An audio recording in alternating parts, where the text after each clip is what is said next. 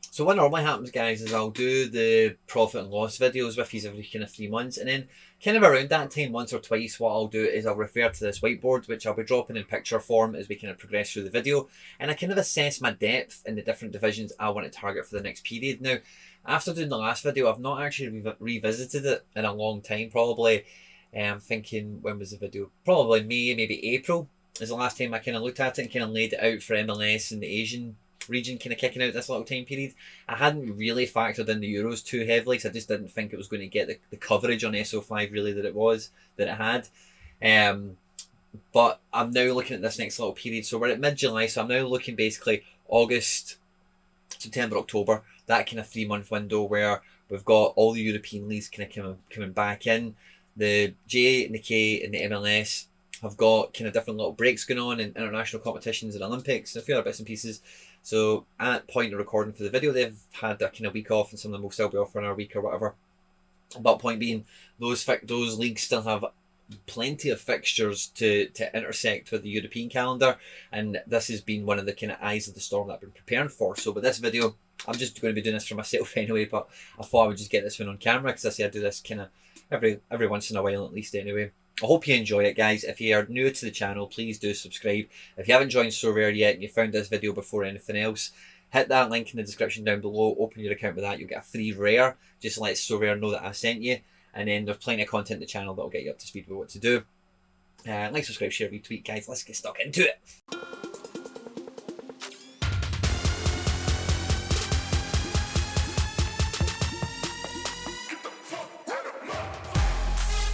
Now, like when I do this for myself personally, I always start top down, because when I'm building my club, building my gallery, acquiring these guys, getting excited, winning things, all the rest of it, I'm always thinking about the top end of the club, the top end of, you know, the arrowhead of where I'm shooting towards for the target for the game weeks and everything. So we'll start with Global D2.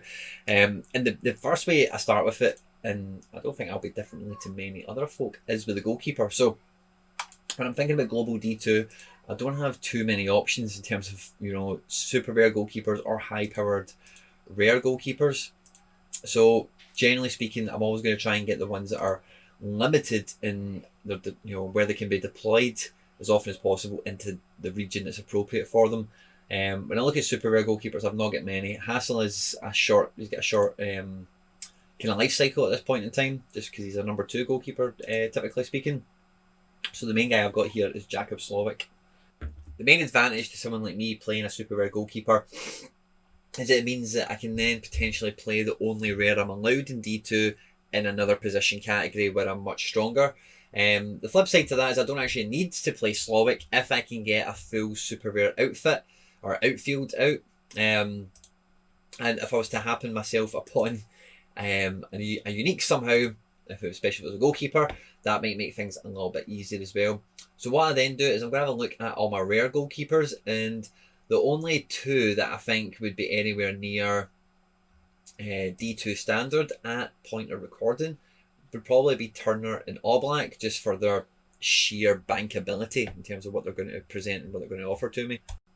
Now, when I'm looking at defence, like, I do have a couple of rare defenders that I think could easily operate at this kind of D2 level, but having 8 super rares, I think I will pretty much, you know, all these guys will feature somewhere on my depth chart. But when I'm doing this and I'm thinking about how strong I am in different positions, I'm thinking realistically, like in a good game week, where would I want these kind of people to be falling? And when it comes to D2, I think my main 2 options are going to be between Matarrita and between Trippier. While Matarrita has been away at Gold Cup, you know, I don't mind having the likes of Valenzuela, maybe even Ronald Hernandez if he plays, or Kessler hasn't been called up. That's, you know, so I don't mind filling in with the contingent I've got here, because with the exception of the recent reward, which I don't, you know, read everything I need to read, of course, but we'll see proof in the pudding. Let's see if he starts getting minutes and does some stuff on the pitch. But otherwise, the other 7, I know what I'm getting from them. I know what they're all about, and all of them, you know, in any given game week could just drop into D2 for me. But I think the ones I'm going to be mainly earmarking against that division is Matarrita and Trippier. Now, I do have 11 super rare midfielders to kind of pick from. Okay, now some of these guys I do have, you know, like Wanyama and Isaka in particular, I do see them primarily occupying D3s. I don't really see them going to D2 for me very often. And I do have a good contingent of under 23s, so I'm going to try and keep the under-23 category as strong as possible, you know, with the guys that are qualified to play in that region.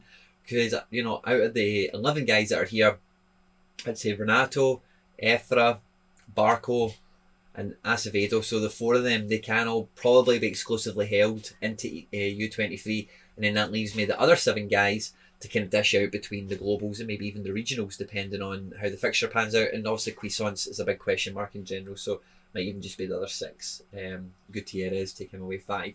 You know, so quite a good split. I can kind of rely on the age groups to dictate who will go where, which means Grandsir, especially with the form and the performances we've seen from NLA so far this year, Grandsir would definitely be coming into that conversation for me. It'll only be Key, but just because he's captain for his club and everything we know about Key, or everything I know about him coming into it. And Jesus Medina has been in great form for NYC, and he's been a really great card for me to own. I don't think he's actually won me anything. I was looking at the SoRare data history for him on this specific card, the 2 of 10 from last season, and I don't think he's actually won me anything in SO5. I think I've just been super unlucky, like, because the amount of great scores he's had has been brilliant, but I think I've just maybe had such terrible luck with just who I've been pairing them with and such. So I'm going to be keeping a much closer eye on that. But he's definitely, you know, I didn't mind holding him through his U23 eligibility passing by, because I thought even Global All-Star without the age group category, I'd still find him useful, and I still will. When it comes to midfielders, do I have many midfielders that I would maybe want in this conversation for D2? Probably not. I think the only rares I would think about potentially using would be goalkeepers and or a striker, just depending on how the fixtures are going or whatever. Maybe somebody like Pozuelo off all super rare. Got a few of those guys knocking about. Time will tell. I don't want to put them on my depth chart as being in the D2 picture. Oh, wee cheeky sneeze there, sorry. So I think I'll just stick to the super rare midfielders, because I've got enough of them for each category in terms of the age groups, and then the surplus I should have as a result should quite easily fill out into the regionals in terms of the D3s and whatever. Now again, I've got a good contingent of SR forwards, so I'm not going to be thinking about guys like Vela or whatever that's playing false super rares. I'm not going to be putting them on the depth chart for that. Happily keep those guys at D3 level. But the 2 standouts for a Global All-Star D2 is of course Jordan Larson, who's just lost his U23 status. And even when he was U23, I put him in Global D3 very frequently to good effect. So that's Jordan, that Jordan Larson I've got is well familiar with the global scene, and he's capable of pulling results out on it, so I'm happy with that. So him and Joseph, of course, should be my marquee strikers going in here. Otherwise, the rest of my strikers are either U23, which I want to keep available, and I've got Diego Costa, who is rumoured to go to Turkey. God knows what will actually happen with him. And I am also kind of safe in the knowledge that when these, you know, who knows where Nemec is actually going. I thought it was Leipzig, but that seems to be off now, or not happening. The guys like Nunez, you know, Cabral, Vargas, you know, whoever.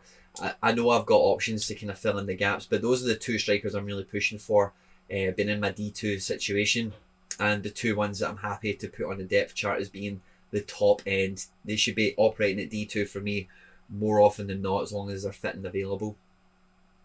Now what I'm thinking when I look at that is it's quite lean, you know, like I've got 2 defenders, 3 midfielders, 2 strikers there. Got enough options with goalkeepers depending on fixtures now, it all pans out. But I was really worried about super rare midfield, and I think even with the guys I've not included in there, like Wanyama, Acevedo, you know, guys that I know that will play and can score well, I think I'm actually a wee bit more stable in midfield. You know, Barco, Efra Alvarez, I still get some good options in there that aren't even in that global D2 listing. So depending on how the game week actually pans out, I still have a lot of variety, a lot of options, but I just see those guys as being the main guys that will operate at that level for me. So I'm actually, after kind of redoing that, and what you'll notice as this video goes on, the D2s are easy, the D3s are a bit easier, but the D4s are the hard ones. Because when it comes to D4 for me, when I'm doing this depth chart, is some real decisions in where sometimes I will actually sell a couple of guys after doing this, because I realise, right, well, you're not actually maybe my plans anymore, and I was keeping you thinking you might be, and maybe now you're not, or you know, whatever. I might have bought somebody that I didn't expect to buy, and now it's lucky I've not got room for both these guys. Who's going to make it, who's not? So yeah, let's go to under 23 D2. That should be fun. Now, in my main like depth chart, I'm going to put Hassel or Hazel or whatever he's called, but he's not going to be top of the depth chart, but really just because Canada will have international matches come on. You'll have World Cup qualifiers after the Gold Cup, you know, so there will be a little intermittent patches where this guy will get some minutes and he will be able to operate at that level for me throughout the season. So he's not going to figure too high on the chart, you know, but he will, you know, if I've got him, I'm playing D2 because the under-23s I've got elsewhere in the club, you know. So he'll be in the D2 under-23 depth chart, but he's not, you know, somebody I can really bank on in that sense. Van de Voort might be somebody I need to call upon for this division. It will need to be a rare goalkeeper, maybe even Tanny. I'm still waiting to see if Zvilar actually gets a loan into Belgium. It sounds like he will be. But I don't have that many options for the 23 goalkeepers. I am actually quite light in that department. I'll have Trubin come back in for the midweeks when Shakhtar get up and going. But I am quite light in this area, it must be said.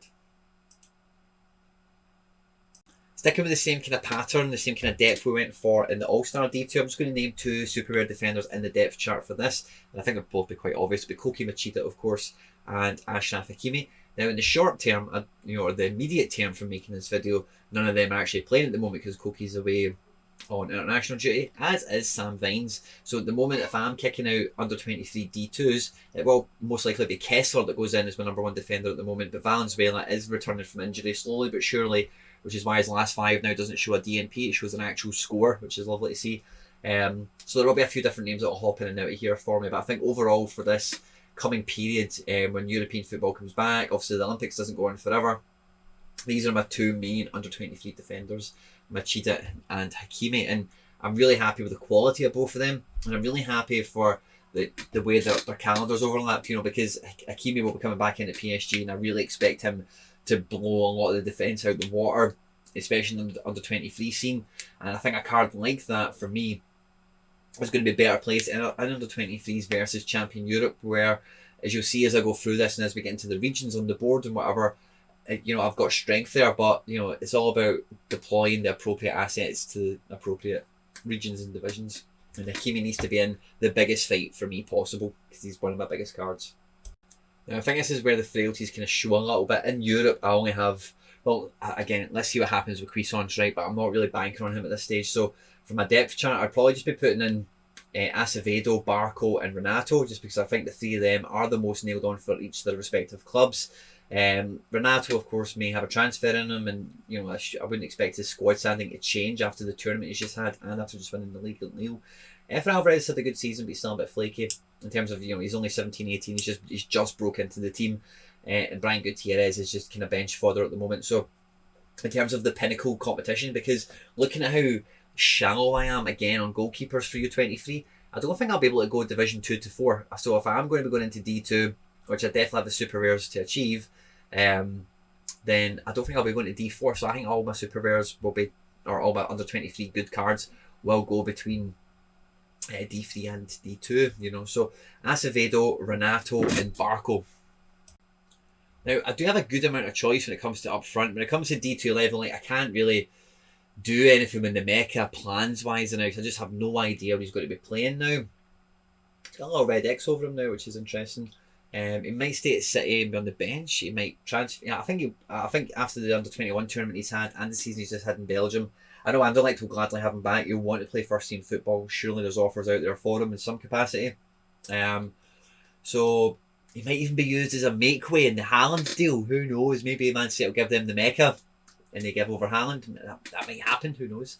But the Mecca to aside, I think basically I'll be looking at Darwin Núñez and Cabral as being my main 2 on the depth. Eric Lopez I am quite fond of, and Paulinho I expect a big season from, but again, it's kind of yet to be seen if he'll be in the starting 11 from the beginning of the season, or if I'm going to need to wait even longer for him to actually kind of break into the team and whatever. So I can't plan for that, I can't guarantee that. I know Núñez will be in the team, I know Cabral will play every week, and I know Eric Lopez is in the team most weeks as well.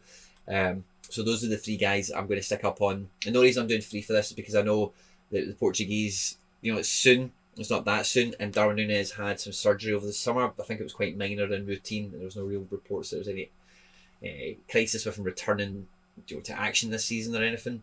But still, even with that in mind, I'm going to, because I do have some good under-23 super rare forward options, I don't mind buffing out the depth for them because I've bought them. You know, I've got 7 of them there. I think they're all of equal. You know, I think they're all of good caliber. They all offer me something a little bit different, and they've all got different kind of upsides or whatever. But anyway, I think I've got enough to kind of pad it out and make the depth chart nice and deep on this one. So I've already dropped in Tanny into U23 D3. Tanny and Vandervoort are really interchangeable depending on what fixture I like the most, but what this is kind of bringing to my attention is the lack of U23 goalkeepers that I currently have.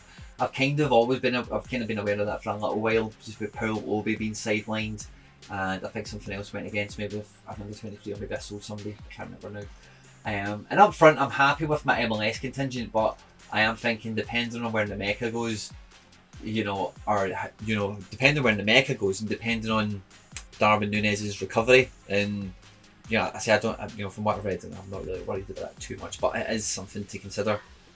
Then I'm kind of relying on Paulinho and Aziwi stepping up in the European scene for me. Aziwi I know will feature probably like 20 matches this season. Paulinho we've got high hopes for, but it does. So what I need to be on high alert for in under 23s is goalkeepers and super rare forwards. So that's something that I'm going to be definitely bearing in mind. Thanks to kind of laying this out a little bit. Now, when it comes to the D3s, right, this is when it will start to get difficult and will start to get sticky, because we're mixing rares and super rares, and there is a good amount of choice to be had for exactly what positions you go super rare, what super rares you use at D3s. It may be better to use them in D2. What rares are we going to elevate into that situation? How deep do we do the depth chart? How do we kind of earmark somebody out of not being in contention for a division, all that kind of thing. So this is where it's going to start to get a bit more difficult for me, and you'll probably see me starting to squirm on some. Now, on the basis of the rewards I'm trying to aim for and whatever, I'd probably put under 23 D3 ahead of global D3. And again, it brings me back to this goalkeeper situation. But when I look at my defence, it's a much different picture. I've got a much wider variety of choice. I've got a lot more different shapes and sizes with my under 23 defenders. Looking at the super rares that I've already allocated away, the Hakimi and the Machida in particular, I then look at guys like Vines and Valenzuela, who I know will show up and will play their part, but in terms of their significance on my depth chart, they're not going to be like my number one pick. Probably my number one pick as I scroll through, this section of the gallery, is the Tio Hernandez, because his scores for AC Milan or whoever he might be playing for next season have the potential to be amongst the peak scores of all U23 defenders. And because I know I've got good under 23 super rare midfielders that I've not even really equated for in the D2 picture, using a rare defender is definitely going to be something that comes to me now and again, as well as maybe even pulling one off the depth chart. So maybe even the Machida or the Hakimi that I've already earmarked for D2, depending on how the fixtures pan out. I have the ability to play them, of course, in D3. But I think my primary D3 defender for U23 would be Tio. And then I've got lots of super rare buffers around them, just in case I don't have super rares in other positions. And in terms of rares, I also have Teze, who I'd be really happy to play next year. And as well, Chris Richards, if he goes back to Hoffenheim, he could be very powerful for me. As well as rare Machida, Zeno Van Hoosten and Gabriel should have good years this year. So I do have a lot of choice, but I think the main one is Tio that goes on my depth chart, and probably Valenzuela and Vines. Yeah, probably Valenzuela and Vines. Yeah, so I'd probably put the three of them on the depth chart. And I happily kind of put Tio ahead of the super rares in terms of priority for that division, because, like as we spoke about before, if you've got these cards that are like a false super rare, which I'd probably put Tio Hernandez in, especially in a U23 defender kind of situation, then I'm happy for him to be my main defender up there because of the scores he can pull in. I know what they're all about, So we still have guys like Efra Alvarez knocking about for midfield. We could potentially have a spillover, depending on if all the fixtures were on, between Barco and whoever else. Wirtz is a big player for me, so is Verscharen. Eo Tanaka has now went dormant, which is part of the reason that I kind of wanted to do this, because he was definitely a big part of my U23 scene. And I'm hopeful that Ferran Torres can kick on next year, but his appearances have been so, and just knowing Man City and Pep and everything in between, it's hard to really bank on him in terms of depth chart position, Dorsch could and should do well, but again, it's an unknown identity at this point. So, same with Vlasic, kind of at this point. I'd expect him to do well at AC Milan. But again, it's one of those ones, time will tell. I think Efra definitely makes it in. Sangar, yes, definitely Sangar. And then probably Wirtz, yeah. So Wirtz, Sangar, and Efra Alvarez are my main three for U23 midfield. Now again, I've got a fair amount of talent up front for U23s when I factor all the regions in. So I'm quite excited to get Felix up and running with the club. Cherky is probably he's the one I'm the most excited for, but it's yet to be seen if he'll be a starter. I think we're all expecting this to be his breakout year on the professional scene, but just because it will be his breakout year, how often will he start? How long will it take him to get into a starting position? I know Wirtz under Bosch, which is what everyone's talking about when it comes to Cherky, got in the team really early. He actually finished off the previous season, get bedded in a little bit, and then started the following year. Similar to Cherky, but all that was handled by under Bosch, whereas Cherky coming in at the back end of last season was more probably instigated by the club, and the manager probably went along with it because he's a talented player. Joe David is definitely one of my primary options here. Ueda is just a bit hit and miss recently. Japan's always killer for rotation, so it's hard to bank on him. Ugbo will be interested to see what he does in the Prem this year. Matthew Hoppy's been relegated, of course. So as much as I've got a lot of exciting talent, guys like Vargas I've not even spoke about yet. Azoui, the Mecha, as I mentioned when we're talking about D2, it's really hard to factor him in depth chart wise. So my main guys I'll be looking at here would be really Joe David and Cherky and Felix, which are all, that again, they're all quite soft. But then the background to that, I still have Paulinho and the Mecha, and obviously we've associated Nunes to D2. So I'm actually putting quite a bit of depth up there because all 5 of those guys are all kind of unknown in terms of the season coming. Now, I'm really happy with where I'm at U23 wise. As I've kind of mentioned a few times, I think I'm definitely needing to strengthen in the goalkeeper category, but when I look at how much blue I've got across D2 and D3 in terms of options, because I've not double named anyone yet, which is fantastic. I've put the Mecha and Paulinho in brackets because I think they will show up for me this season, and I say it's just really hard to properly figure them in terms of where they'll land this year for me. But I'm actually really happy with him because there's so many names I've missed off of that I know will feature for me in these levels. But in terms of my headlines, when I'm thinking about where I need to strengthen and where my ultimate strength is, I think in under 23s I'm really well set. All I need is another goalkeeper or two, and then I would have, I've got enough to still make out good D4, competitive teams. But I'm quite happy if I've got the line share of these guys playing, just running with a rare goalkeeper at D2 level and just going balls to the wall, just going for as many super rare under 23s as I can get my hands on, really, to be quite honest with you. But so far so good, which will bring us on next, as you'll see the big gap in the board so far, to global D3. Now, for anyone who's kind of new, right, FC Barcelona's my club. We're big on global D3, okay? So global D3 is a competition I always take really seriously. When I'm building my depth out, I'm going to be avoiding double naming people, but as you'll see so far, I filled out 3 divisions with a lot of super rares. I've got 32 super rares or something now, and I've already named like most of them across the depth chart already. But the whole point of having the depth is so that when the pieces of the puzzle aren't all playing, the guy that I allocated is third string in D2 can play top string in D3, if that makes sense. So I'm making sure I've got tons of depth, I've got tons of cover when these fixtures are on, so I can be as viable as possible every game week. But make no mistake about it, this is a big division for my club and one that I don't mess about with. Now again, I'm brought back to my goalkeepers. I'm kind of thinking European wise, I'm quite bare. I've got my boy Tani in Japan, I've got tons of MLS cover. So I think the top name that will be on my D3 depth chart will be Sean Johnson, but I think Oblak is probably going to feature there more often because if Slovic's playing D2, Oblak is going to go D3, and the kind of cycle I have for somebody like Oblak, as I'm looking at it now going forward, is global D2, D3, and then Champ Euro D4, or maybe Champ Euro D3. But as long as he can play one of those globals for me, D2 or D3, he's not going to go into the region just because somebody like him is just so powerful. Matt Turner, I'm happy to play D2 over Oblak because when I bought Matt Turner like a month ago, I specifically said he can and will play D2 for me. So as long as New England can continue to do well and they go far and they go to the playoffs and whatever, I should get Matt Turner pretty much all the way up till New Year, just the way the MLS season runs, which will take me right through the first half of the European calendar. So I should buy me some time in terms of getting replacements or getting supplemental cards in, just to kind of bridge gaps or trades or wins or whatever. I've also got the Navas situation to see how all that pans out. And I've got a few other guys knocking about, but I think primarily Sean Johnson will be my global D3 keeper on the depth chart. And again, I've got some great options in this department. I think Van Dijk is the first name that goes into the depth chart for this because that's what I've been long waiting for.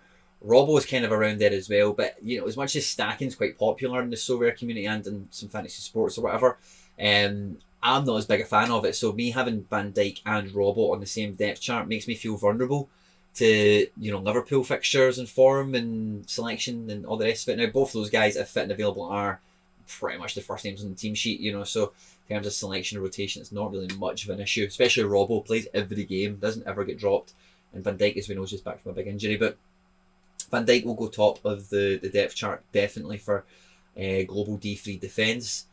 I think Robbo has to be in the depth chart, despite what I've just said there. And Miles Robinson and Eddie Segura I've got also, which are big defenders at the moment that are doing really well. So I think Segura, Virgil, and then have I got a super rare put in here? I've put in Matarrita and Trippier. I've kind of allocated most of these guys into a division so far, so I don't actually mind just running with rare defenders in the depth chart, knowing I've got super rares elsewhere that can kind of bolster that and kind of help kick it up a level if required, and it just depends on how the fixtures actually lay out. Now I add the Segura in there as well, just for a bit of like non-European cover on the depth chart for a rare defender.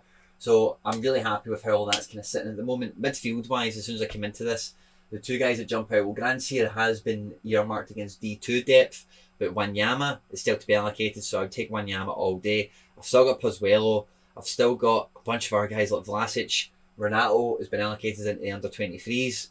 So Sangar, so I've still got Soler, I say Vlasic and Sol, question marks, so I've still, and then I've got Pozuelo, I've still got Saka knocking about, and Wanyama and Dorsch. So is Dorsch still U23? He is, wow. Yeah, I'm not going to really count on him because I say it's new club, new league. Let's see how he steps up in class, you know, if he actually makes the grade up. Kamada, Zella Ryan. Okay, so Zella Ryan, Pozuelo, Wanyama.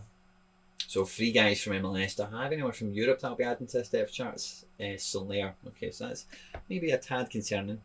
Now this is an exciting category. My super rare or my D3 potential forwards. This is all the forwards that are in the club. The super rares, Martinez and Larson, Nunes, Nemeka, a lot of the super rares have been kind of named already. So I'm going to do my best to kind of avoid them. And as I'm looking at it, I don't actually have many SRs that are free to just be allocated to or consigned towards this division. So Larson's the only one that misses off of page 1, the rare Larson. So Werner, Falcao, I suppose, Sorloff, I suppose, Diego Costa, question mark, Sané, Vela. Okay, Vela will make it, Depay will make it, Vela and Depay. And then I'm missing out on basically super rare action, and then Werner. So Werner, Vela and Depay. I think that's the main kind of crux of the depth I've got for my 3 kind of best attackers to go into that situation. Now I'd say we're probably about halfway through. Now as I'm looking at the D3 Global that we've just done, of course Wanyama is the only super rare that gets allocated to it. But I think, you know, the exception of Werner, who's yet to, you know, deliver the kind of form I would expect to see from him at Chelsea, you know, that's kind of to be determined kind of thing. The exception of that, the rest of those guys, I would kind of class them as like false super rares anyway. Guys like Pozuelo, Zella Ryan, Vela, Depay, Van Dijk, Robos, even Segura can be brilliant on his day. But as you can see on the rest of that board, it is covered in blue, and of course it's a 5-a-side tournament, so I've got lots of spares and extras that can plug into that global D3 if, like, for example, I don't know, Acevedo's got an amazing fixture and I don't need him for the 23 D2 because I don't have a goalkeeper, then Acevedo and Barco could easily move into that spot, as well as then some of the strikers. I've got the ability to kind of disperse them around a bit. So and again, with that kind of further highlights to me is the lack of U23 goalkeepers that I've got. But I'm really happy with how all that's kind of laid out thus far. So we've still got global D4 to hit, and then the regionals, we'll kind of go through it as and when. And again, I'm doing my best not to double name people because I really want to feel the strength of depth that I've got. And then still, if you know, I expect the odd double name to come, especially when I get into the regions, because guys like Depay, for example, if Depay isn't going to start in global D3 because of Vela or even Werner, then Depay has to be in a good team, you know. So where can I put him? Well, it doesn't really look like there's going to be much space for a rare forward in global D2. So if Depay can't play in global D3, then he'll have to go into a Champion Euro squad, you know. So once we get into the regions, the sweats will come a wee bit more, and we'll start to be really having a hard look at exactly what is kind of missing and what I'm still looking to try and reinforce the club with, you know. Now, I'm going to take the path with the most discovery at this point, or the most, the information as I make this, I am probably the most interested to get now, which is exactly how deep, how strong am I in Champion Euro. Now, all I'm going to do then now is Champion Euro D4, and I want to see what I'm kind of left with, because I've got lots of spares and odds and ends across this depth chart already that I could easily do a good D3 in, but I think I would only really be doing that when the fixtures kind of fall for me, or depending on the form some of these guys hit, because quite simply, Champion Euro, as we all know, is the most competitive region with the best prizes, with the best cards in play. So I'm not really, I'd rather go for globals than I would Champion Euros with my best assets, because I am missing, and don't get me wrong, I've got some amazing pieces, but I'm missing like a Kimmich, or I'm probably missing another goalkeeper, to be honest with you. Like Navas would be nice to really think about making D3 a mainstay, because I really will need all these fixtures to be going on for the All Black to be loose. I would still keep the Johnson in Global D3, probably, if he was playing, and then drop All Black into that situation so that he's kind of fighting where he is the best, he will be one of the best goalkeepers in that region. It's a really strong card to have. So I'm kind of picking my battles with Champion Euro D3. I'm not really thinking I'll be going into that every week, and I'm sure I'll go into it very often. But as I sit here now talking to you, it's not something that's at the front of my mind that, I better make sure I'm well equipped to go into that, because I just don't think I'm number one that far away from it, and number two, any reinforcements I could make now wouldn't really change the situation too much. If that makes sense, because the main thing I'm missing is a goalkeeper. But in goals, we will have the one and the only Alexander Nubel. He will go straight into the depth chart. Navas, again, I just don't really want to be making any plans around him at the moment. I really want to see what happens. I really hope he doesn't stay at PSG. He is easily the most disrespected footballer in modern day life. Real Madrid didn't want him really, by all accounts. They tried to push somebody else. They were giving games to Casilla, the guy who went to Leeds and stuff like that, and they had somebody else at the club. I can't remember who it was. They brought in Areola, and there was been a few guys come and go that Navas is sawing off. And then they bring in Courtois. He sees him off pretty much for a season, and then I'm like, listen, Kayla, you're actually better than Courtois. We've just spent a lot of money on this guy, so can you go to PSG? Is that okay? Your 4 Champions League winner medals and the millions of pounds you'll be paid. And he's went off his way and he became a hero at PSG, and then just like that, they go and sign Donnarumma, which is, business wise, as you can see, he's 33, probably going on 35. So picking up somebody like Donnarumma, you'll only get the chance to do that once. So I don't think there's many people really pointing much of a finger of blame at PSG, because it makes very logical sense. But if you're Keylor Navas, you must be like, what the fuck is going on in my life, man? Where, how can I not just go to a club and be the main man and be left alone to get on with my job, sort of thing? So when I look at defence, we've got Nubel. Okay, now a lot of these guys are allocated already, and in fact the only ones that aren't allocated already, Mancini, Gabriel and Denier, I would actually quite happily just run with them in Champion Euro D4 and rotate between them depending on fixture strength, knowing that I've got potentially a Tio or a Robbo kind of floating about to kind of booster things up. But Denier, I think, will have a great season. I love that card and I can't wait to get it in action. Mancini was my first private buy, so I'm really attached to that card, and I think under Mourinho he could do well, and Gabriel should do better, and it did have some really good SO5 scores last year. So even with that being at bare minimum, I think my depth still stretches quite far and quite deep, which I'm happy about. And sorry, I just realised I've done our filter on, so I've still got Chris Richards also as well. And again, I'm actually pleasantly surprised by the midfield options I've got, despite who I've kind of, I'm discounting a few of these guys just on what I think and what I don't think, right? But I think Kamada will continue to have a good year again next year, and I'm actually very hopeful on McKennie doing well under Allegri. I said last year when McKennie broke out at Juventus, I see McKennie as the American or the new age Marchisio, because under Pirlo, that's what he really reminded me of. When Pirlo's form at Juventus was good as manager the last season there, McKennie was doing that role amazingly. And if I can see that as a novice, I don't suspect that's been past Allegri. And I think he'll be a big part of the Juve midfield next year.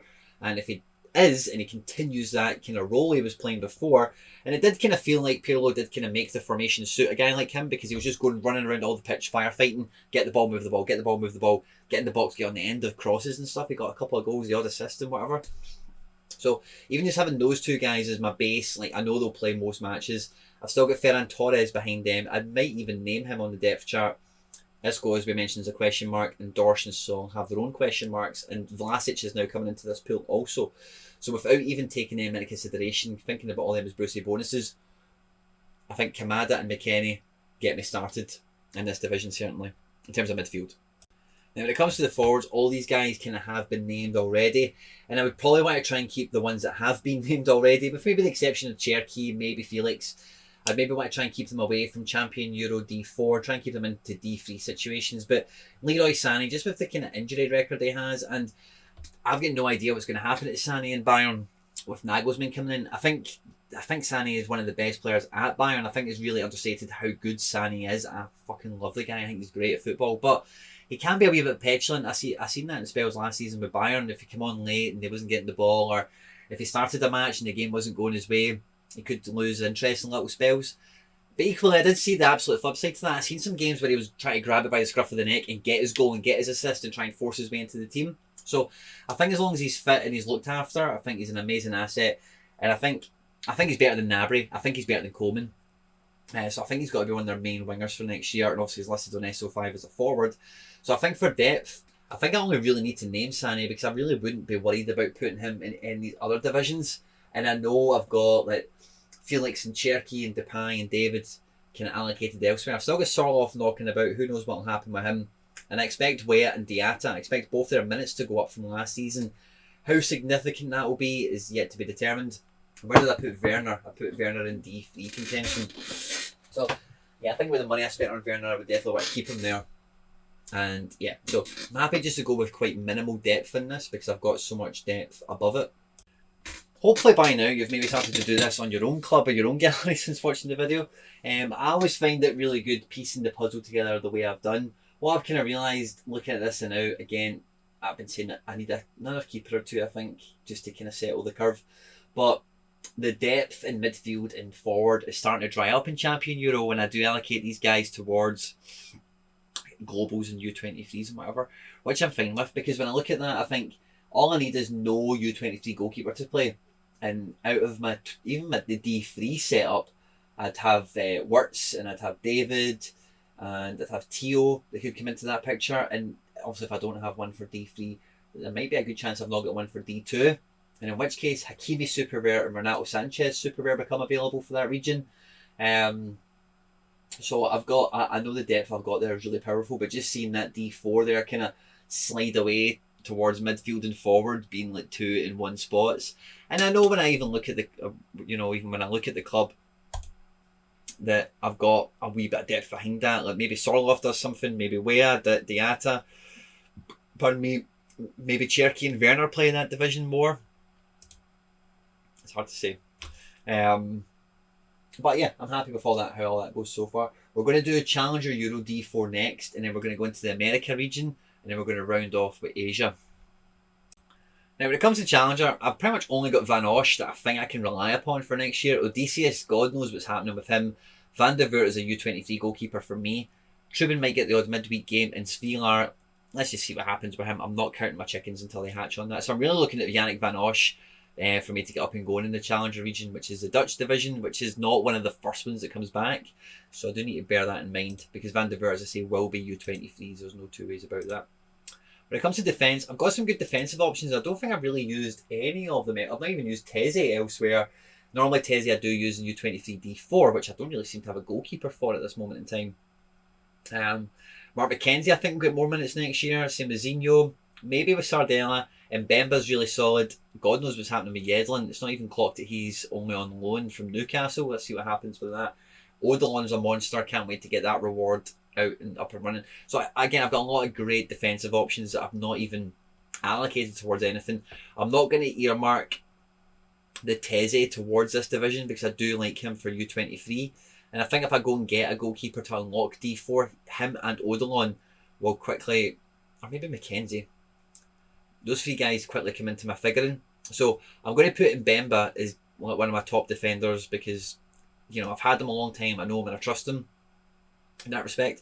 Jack Hendrick, again, don't really know what's happening with him. Ostend have signed him, but I think the plan is to sell him quite quickly.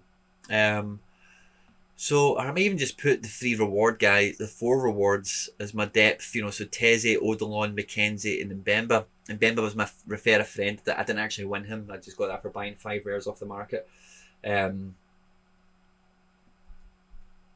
so let's go Teze, just because there's a lot of question marks elsewhere. Yeah, so we'll just go Teze, Odilon and McKenzie as the depth for our defence. Now, I've said this before quite a bit on camera recently, right, but I don't actually really target or try and go after the Challenger region just because I think there's so many amazing OP cards in that region. It is, for me, it's the biggest lottery region that there is, undoubtedly. So in terms of midfielders for depth, I would only really be looking at Versharin and Akhmatov. Vlasic is transferred out. Sangar is definitely a strong U23 midfielder, so I'd want to be using him there at any opportunity. Brendan Aronson will only have Europa League or Champions League. Cadden was in and out the squad at Hibs last year, and Snoddy is kind of injured at West Brom. Let's see if he comes back or not. So we're only really looking at Versharin and Akhmatov. Versharin, by the way, I affectionately refer to as Yari V. So feel free to get that on Twitter and get that going viral. Try and get the man to buy one. Imagine he bought a unique because of that banter. That'd be good, wouldn't it? And then up front, again, it's not a region I overly tackle, but I'm expecting a Jetty to get more minutes at Celtic. It looks like the Australian guy, Postologlu, likes a Jetty. Badgie, I would hope gets more minutes since guys like Emmanuel Dennis have now left Club Brugge and whatever. But both those things I can't bank on. I know Larson will play, and I'm actually quietly hopeful this wee rare Falcao can do some damage for me in Global D4 or maybe even this Challenger D4. Now, depth-wise, actually looking at Challenger, I'm actually quite well equipped there, especially compared to Champion Euro D4 if I do cut off the higher place cards that I've got in my club. But 3 defenders that would make the grade. I've still got another 2 or 3 behind that. Only really 2 midfielders, and I'm no in Challenger. I've been light in midfield, so I've kept guys like Vlasic and Sangar for age groups and for globals and whatever.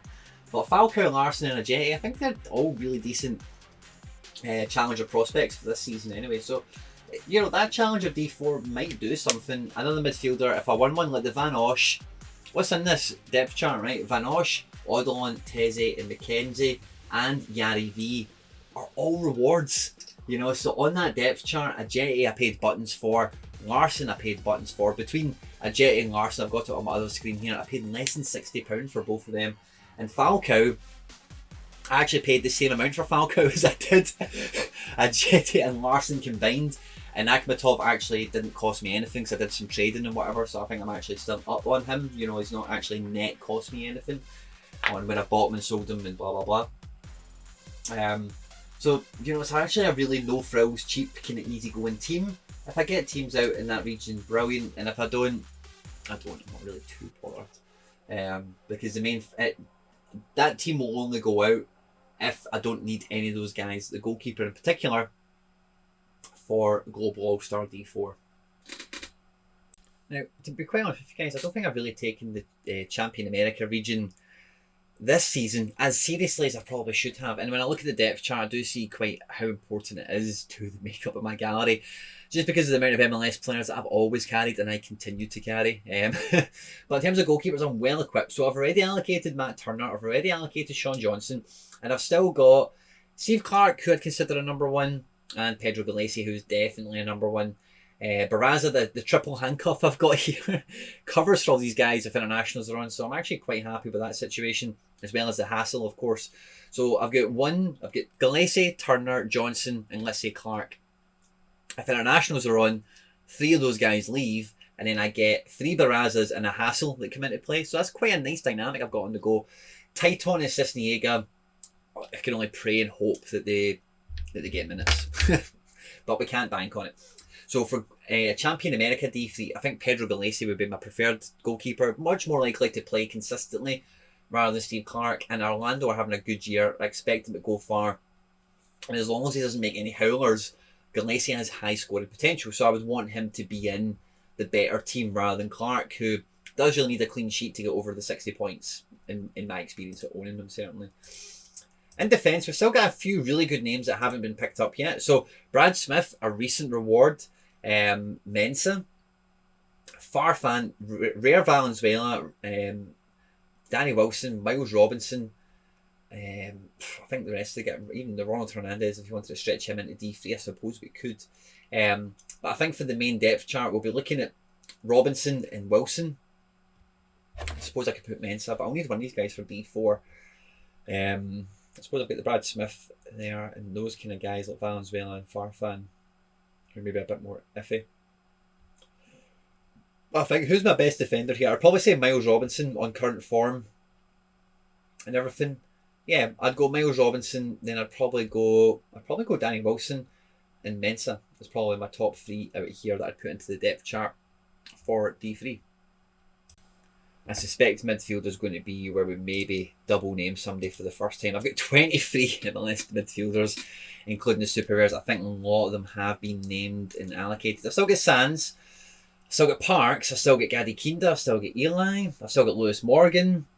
So I've got some decent names, but none of these guys are really D3 guys, are they? Zella Ryan, Alan Cruz kind of has been this season so far. But Cincinnati are so flaky. I don't know if I'd... maybe Alan Cruz. But I suppose... Who am I looking at? So I'm looking at Zella Ryan and Pozuelo, who are in Global D3. And then I've got a bunch of the super rares already dished out between the Globals and the under-23s also in midfield. So... if I'm going to get a super rare into this Champion America D3, it kind of needs to come from somewhere. So if I was to double name somebody, that is a tough one. Like if all these were going out, I guess I'd have Alvarez. I'd have Alvarez and Lopez spare. Yeah, Alvarez, Vines. I've already got the defence kind of sorted, I suppose. But yeah, okay, so I'm quite happy I've got guys that would come in here. So midfield, who would I be looking at? I'm really looking at the guys that Lewis Morgan I know has peaks in him. Gadi Kinda the same. Eli has got good scores in him. And Parks has been doing well. So I've still got good rares, but again, these rares would be accompanying other super rares is the kind of idea and the hope. So I think by building this D3 out strong enough, I don't think I need to build it out too deep actually, because some of these guys will just be there to bolster super rares that may be dropping down. So I don't think, even when I go to the forwards next, I don't think I've got any spare forwards that haven't been named somewhere. So for the midfield, let's just name who we know we would want to get into this D3. Let's see, I'm just looking at the other one. I definitely have Vela and Global. And then if I had Vela, this and that. I suppose Zella Ryan would come over here most likely, because if I played Mensah, then I'm kind of back in that fixture. So I think I'm going to be double naming the Pozuelo. The Zella Ryan. And I think I'll be putting Morgan into this category as well. Yeah. So we'll be going with Zella Ryan and Morgan, I suppose. So that just leaves me with the forwards, and I've only got 9. It's one thing I've kind of noticed actually over the last couple of game weeks when I've been picking teams and whatever, that I am actually quite shy on MLS forwards. If I'm looking at super rares, I'm thinking Freddy Vargas, if he is coming into the team, this would be a great division for him to rock into, maybe even alongside the Eric Lopez, who's maybe not quite D2 calibre. So I'm quite confident I've got enough super rares knocking about. If Brian Gutierrez starts getting some minutes or whatever, that they can drop into the team. But otherwise, in terms of the rares, I'd probably be looking on current form and whatever. Chicharito and Johnny Russell definitely make the gravy for this. We'll do a kind of double take on this. So we'll just roll straight into D4, okay? So the goalkeeper I'll be putting on the depth chart is going to be Steve Clark, of course, okay? Because he's the only one that hasn't yet been named. In terms of defence, let's have a quick peek. So Brad Smith, I think, is going to go straight onto this as well. And yeah, I've still got some good names, even without double naming anyone yet. So Farfan is kind of in and out the team at LAFC, so it's really hard to... I think the only one I'd be kind of looking at is Brad Smith, because he seems to be relatively solid in that team in terms of appearances and all the rest of it. I've just noticed here actually as well, it looks like he's got the number 11 shirt, which is pretty wacky. Finlay might come into the team and do well as well. Valenzuela might kick on. Farfan might keep his place in that team because he has been scoring well at point of recording. And all these are without goal contributions, I think, by and large. Maybe Decisive's a bigger part. And I think against Houston, he He didn't get decisive, and he still managed to score 93, you know, so he might actually just be keeping his spot. So we'll put Farfan on current form and Brad Smith as the defence. Now for midfield, I'm really happy to name guys like Parks. And Parks and Sands were a good combo for me for like a week or two, because between the two of them, you'll get 100 points most weeks, you know. I think Parks and Eli are the standouts at this level now. In terms of this level of the depth chart. Sands is good, Intensio is decent, Bedoya is decent, but Parks and Eli are definitely my standout midfielders that I've got here. Who's on page 2? Anyone noteworthy? Alan Cruz. So Cruz, I would definitely want to put in Cruz, Parks, and Eli. Gadi Kinda's good also, but he's injured now. You know, injured players, you cannot bank on anything. And then up top, we've really just got Mason Toy and Higuain left behind. Now, the board is getting really, really deep. We've not got much left to go. Just, I think, maybe even the Asia region, and then that'll be kind of, that's all she wrote, I think. But as I'm looking at the America D3 and the America D4, I've still got some really good depth there, right? Putting Higuain and Morgan not in the same team might give some of the heebie-jeebies, just because you want to pair them up because they're the same team. But I've had a good experience with having Wilson, Morgan and Russell all together, the Scottish boys, so I'm more happy to stack it that way. Chicharito on the right game week could be in an LA stack, and guys might come from Global D. I might amalgamate, mix these things up a little bit.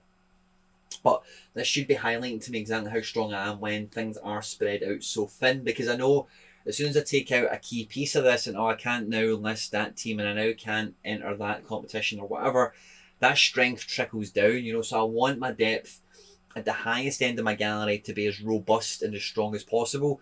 And then, you know, I'm thinking about the 2 D2s I've got there, and in the D3s, if they can still be strong with the D2s not getting any names pinched off them, if that makes sense, then straight away those top end teams for me in a really strong position. And I don't really need to worry as much about the D4s, as much as I'm still picking depth for them all, and we'll do it with Asia in a second. I'm not going to be doing a depth chart for Global All-Star D4, because you know what happens in the Global All-Star D4? It is kind of the best of the rest that kind of go into there. Or depending on fixtures, you know, like I might choose, and I've done it on occasion many a time, is like, oh, I've seen this game week that I can't get out, like, let's say, I don't know, Pozuelo and Denier and Chicharito and Yari Versharan. I've not got a team for them, but they've all got games. Or do you know what? The Japanese goalkeeper, why play him in Japan and leave these guys spare? Let's just put him into Global All-Star. I think that's a really good Global All-Star D4 team that will clock in the threshold, and if it's special, it'll go on and win me a card. So yeah, top down depth, I think so far so good. Looks pretty incredible. I'm actually quite pleased with how it's panned out. I was a wee bit worried earlier with under 23 goalkeepers and some of the forward and midfield issues that we discussed already. Now, as you can see, for goalkeeper, I don't have much choice. Slavic should be operating at D2 level, and if he hasn't, I've just been running Slavic sometimes in an Asia D3 with what would be a D4 team with him as a super rare goalkeeper. Just chancing my arm. It paid off twice, I think, or once, but I've won the Kim Sung-gyu as a result of that, who's now a good operational D4 goalkeeper for me, which is lovely jubbly. In defence, I've already equated for the super rare Machida, but not any Zara guys. So I think Ominami and Rare Machida would be my main guys for depth pieces for there, along with the Kim Sung-gyu that I've picked up. This won't take me too long, so I don't have too much in Asia, and I don't think I've really allocated much. The keys went out. Ao Tanaka is now kind of dormant. I don't actually have much in midfield, actually, now looking at this. It is really just Chanatip, Isaka, I need him to get minutes, and Joel Chima. So I don't really have much going on there. Up front, I actually get quite a good bit of selection. I've got Usami, I've got Marcos Jr., I've got Ueda, and I've got the new boy Lee Chung-young. And I actually really like Lee Chung-young because I looked at him since winning him, and he's just spent a couple of years in Bundesliga 2. So even though he's a 32-year-old forward, you know, that's the level he's just came from before going back to Ulsan Hyundai. And I'm actually, for a 32-year-old forward, I'm quite happy with that. I'm actually quite happy to sit on him. And if I can, because, you know, more strikers in Asia, the better, I suppose. I'm quite light on midfield, but as long as I can get one midfielder out, I've definitely got the ability to double up in defence or up front, which can work quite easily, you know. Guys, I've worked up a sweat doing this, by the way. That is the board complete, finally. It's been incomplete for a very long time. I'm actually really happy with how it all has laid out. Now, guys, this is where you get involved, okay? In the comment section down below, I need you to take one player off of this depth chart for each of these three categories. Pop, they're going to have a great season. Drop, they're going to do shit. And lock, as in they should play every week regardless. Pop, drop and lock, one from each category. I don't care what position they are, I don't care what region they're in, whatever. And if you want to get a Brucey bonus point, suggest somebody who's missing, who would plug up one of these gaps expertly well, that fits in the kind of profile of the players you're going to be talking about, and you can see it's on the board already, and that you think would fit in here quite nicely. Under 23 goalkeepers, of course, would be nice, and champion Euro goalkeeper would give me a wee bit more muscle as well. But I'm really happy, guys. I hope you've enjoyed this. I hope it's gave you some sort of food for thought, if nothing else. But the reason I'm not, I'll say it again, the reason I'm not doing a global D4 depth chart is because Challenger and Asia in particular are regions I don't really operate in. So, I'm going to use the goalkeepers for those divisions above all else to keep the rest of my goalkeepers away from global D4. The only time that will happen is, like, for example, on this depth chart, I've got treble goalkeepers in D2. So I've got Oblak and Turner and Slovic. So if I have all these goalkeepers playing, of course, then I would keep the Slovic there. I would drop the Oblak and make a Challenger Champion Euro D3. And then the Turner would go to D3 and the Johnson would go down to D4. So I've got, I think I'm super well covered. I'm missing definitely a piece or two here or there. My initial thoughts before doing this was I needed a European midfielder SR. If Cuisance kicks on, that might not be the case as much. That is a really long shot at this point, so I'm not really going to be banking on that. And apparently, yeah, another goalkeeper. Now, don't get me wrong, if would you cry him, Navas stays in Champion Euro and moves club, and or PSG say, oh no, you're our domestic goalkeeper, or I don't know, whatever the fuck, then we might have another goalkeeper kind of lying and waiting. But I'm really happy with that, guys. Like I said already, I hope you enjoyed this. Make sure you drop in the comment section down below, pop, drop and lock, who has got you excited for the season ahead. Who do you think will do well for me? Who do you think you would want to pick up? Who do you have here already that you're really optimistic for? Let me know, guys. Like, subscribe, share, retweet, all that good stuff. Stay out of trouble. Hope you enjoyed this one, and I'll see you on the next one. Take care. Bye-bye.